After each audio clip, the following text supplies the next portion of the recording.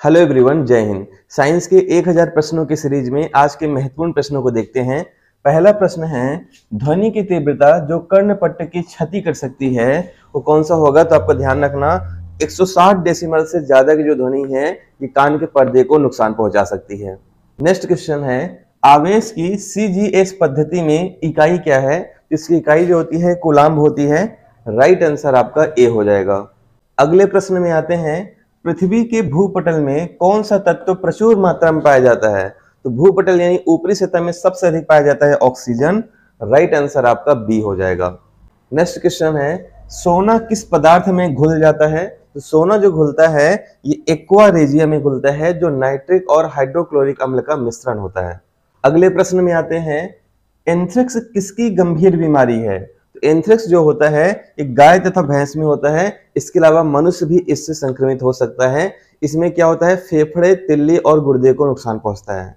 अगले प्रश्न में आते हैं, रक्त को स्कंदित करने में सहायक कौन होता है? यानी रक्त का थक्का बनाने में कौन सहायक होता है? तो विटामिन के सहायक होगा। राइट आंसर आपका डी हो जाएगा। अगला प्रश्न है, फोटोक्रोमेटिक ग्लास में कौन सा पदार्थ विद्यमान होता है? तो इसमें आपका विद्यमान होगा सिल्वर ब्रोमाइड। राइट आंसर क्या हो जाएगा? बी होगा। नेक्स्ट क्वेश्चन है, मानव निर्मित प्रथम सिंथेटिक तंतु कौन सा है? तो कौन सा हो जाएगा आपका? नायलॉन होगा, जो 1935 में बना था। तो राइट आंसर क्या हो जाएगा? बी। अगले प्रश्न में आते हैं, आंख का अपारदर्शिता किस बीमारी में होता है? तो ये जो होता है मोतिया बिंदु में होता है। राइट आंसर क्या हो जाएगा? बी होगा। नेक्स्ट इंपॉर्टेंट क्वेश्चन है, E बराबर mc स्क्वायर को किसने प्रतिपादित किया था? ये प्रतिपादित किया था आइंस्टीन ने। राइट आंसर क्या हो जाएगा? सी। ये ऊर्जा और द्रव्यमान के संबंध को बताता है।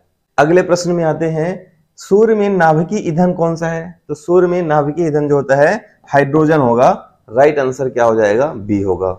अगले प्रश्न में आते हैं, फोटोग्राफी में प्रमुख रूप से क्या प्रयुक्त होता है? तो फोटोग्राफी में ध्यान रखना सिल्वर ब्रोमाइड का इस्तेमाल होता है। राइट आंसर आपका सी हो जाएगा।